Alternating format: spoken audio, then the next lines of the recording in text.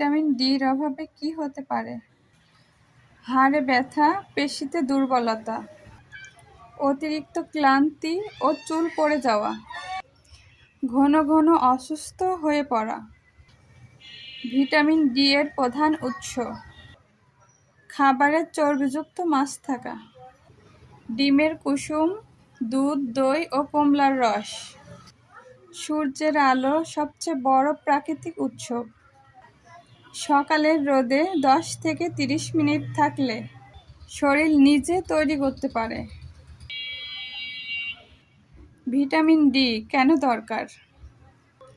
হাড় ও দাঁত মজবুত করে, রোগ প্রতিরোধের ক্ষমতা বাড়ায়, পেশি শক্ত ও কার্যকারিতা রক্ষা করে, মেজাজ ও মস্তিষ্কের অন্যান্য কাজে সাহায্য করে। ঠিক আছে, আজকের এই পর্যন্তই। আল্লাহ হাফেজ।